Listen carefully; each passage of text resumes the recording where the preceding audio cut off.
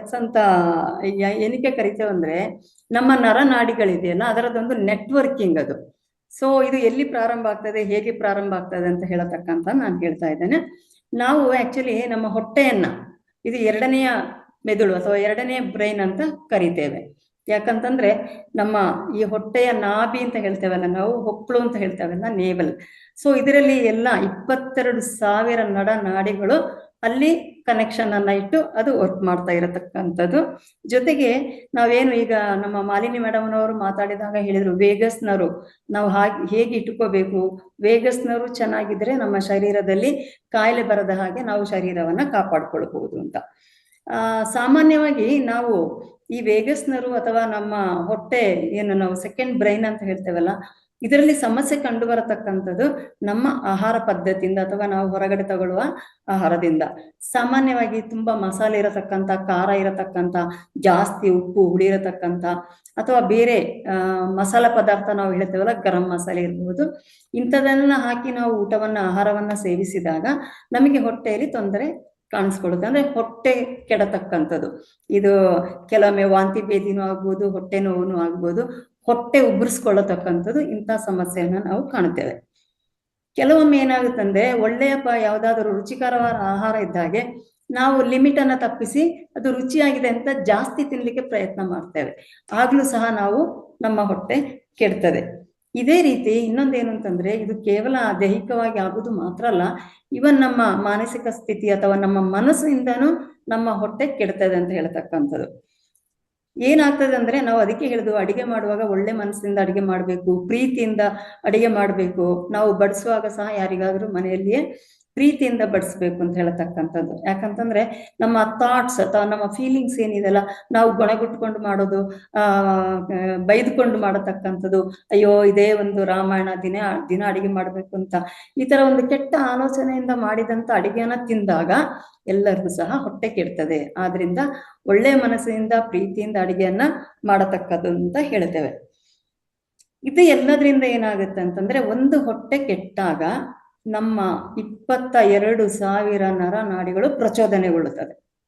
ಒಂದು ಹೇಗೆ ಸಪೋಸ್ ಹೀಗೆ ತಿರ್ತಾ ಇದೆ ಅಂದ್ರೆ, ಸಡನ್ ಆಗಿ ಇಂಥ ಪ್ರಾಬ್ಲಮ್ ಆದಾಗ ಉಲ್ಟಾ ತಿರುಗುವ ಸಾಧ್ಯತೆ ಇದೆ.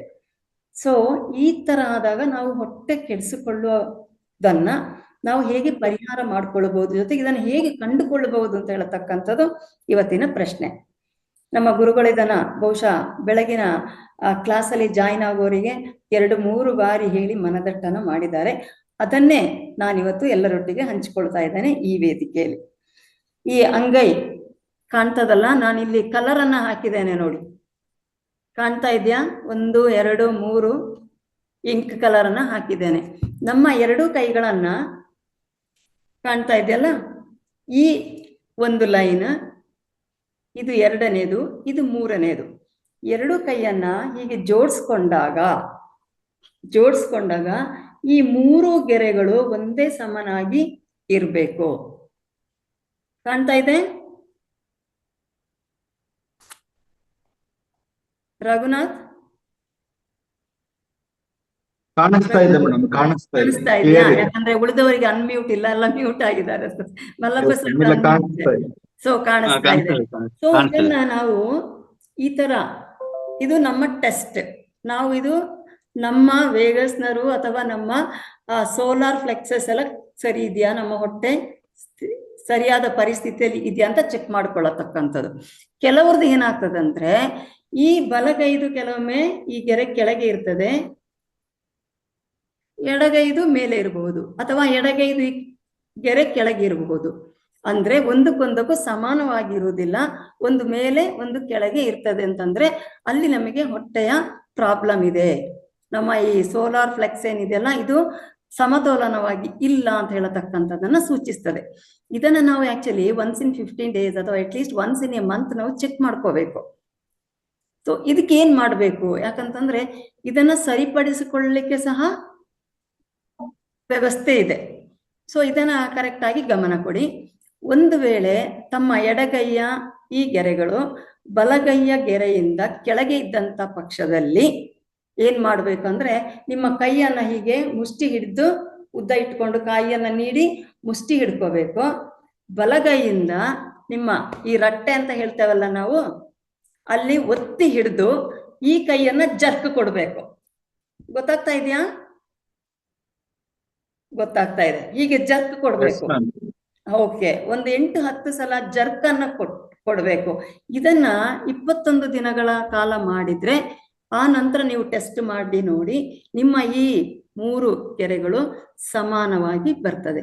ಒಂದು ವೇಳೆ 21 ದಿನದಲ್ಲಿ ಬಂದಿಲ್ಲ ಅಂತಂದ್ರೆ ಮತ್ತೆ ನೀವು ಸ್ವಲ್ಪ ದಿನ ಅದನ್ನ ಕಂಟಿನ್ಯೂ ಮಾಡಿ, ಅಟ್ಲೀಸ್ಟ್ 1 ತಿಂಗಳು. ಯಾಕಂದ್ರೆ ನಾವು ಹೊರಗೆ ಹೋಗ್ತೇವೆ ಅಥವಾ ಮನೆಯಲ್ಲಿ ಮಾಡಿದ ಅಡಿಗೆನೂ ಸಹ ಯಾರಾದ್ರೂ ನೆಂಟರಿಸ್ಟ್ರು ಬಂದಾಗ ನಾವು ಸ್ವಲ್ಪ ಚೆನ್ನಾಗಿಯೋ ಮಸಾಲೆ ಜಾಸ್ತಿ ಹಾಕಿ ಮಾಡಬಹುದು. ಹೊರಗೆ ಹೋದಾಗಂತೂ ಎಲ್ರಿಗೂ ಗೊತ್ತಿದೆ, ಸೋಡಾ ಹಾಕಿರತಕ್ಕಂಥದ್ದು, ಮಸಾಲೆ ಬೇರೆ ಬೇರೆ ಹಾಕಿ ಮಾಡಿರ್ತಾರೆ. ಸೊ ಈ ಒಂದು ನಮ್ಮ ಆರೋಗ್ಯನ ಕಾಪಾಡಿಕೊಳ್ಳಿಕ್ಕೆ ಇದನ್ನೆಲ್ಲ ಟೆಸ್ಟ್ ಮಾಡ್ಕೊಂಡ್ರೆ ನಮ್ಮ ಇಡೀ ಬಾಡಿ ಸಿಸ್ಟಮ್ ಏನಿದೆಯಲ್ಲ, ನರ್ವಸ್ ಸಿಸ್ಟಮ್ ಏನಿದೆಯಲ್ಲ, ಇದನ್ನ ನಾವು ಚೆನ್ನಾಗಿ ಇಟ್ಕೊಂಡು ಆರೋಗ್ಯವನ್ನ ಕಾಪಾಡ್ಕೊಳ್ಬಹುದು. ಇದನ್ನ ನಮಗೆ ನಾವೇ ಟೆಸ್ಟ್ ಮಾಡ್ಕೊಳತಕ್ಕಂಥದ್ದು, ನಮಗೆ ನಾವೇ ಇದಕ್ಕೆ ಪರಿಹಾರವನ್ನು ಸಹ ಕಂಡುಕೊಳ್ಳತಕ್ಕಂಥದ್ದು. ಸೊ ಇದನ್ನ ಮಾಡಿದ್ರೆ ಇಂತಹ ಯಾವುದೇ ಸಮಸ್ಯೆ ಇರುವುದಿಲ್ಲ. ನೀವು ಇದನ್ನ ಟೆಸ್ಟ್ ಮಾಡ್ಕೊಂಡು ನಿಮ್ಮ ಶರೀರವನ್ನ, ಆರೋಗ್ಯವನ್ನ ಕಾಪಾಡ್ಕೊಳ್ಳಿ ಅಂತ ಹೇಳಿ ನನ್ನ ಈ ಒಂದು ಅಂಶವನ್ನು ಮಾಡ್ಲಿಕ್ಕೆ ತಾವೆಲ್ಲರೂ ಸಹ ಅವಕಾಶವನ್ನು ಕೊಟ್ಟು ಕೇಳಿದ್ದೀರಾ. ಎಲ್ರಿಗೂ ಧನ್ಯವಾದಗಳು. Thank you.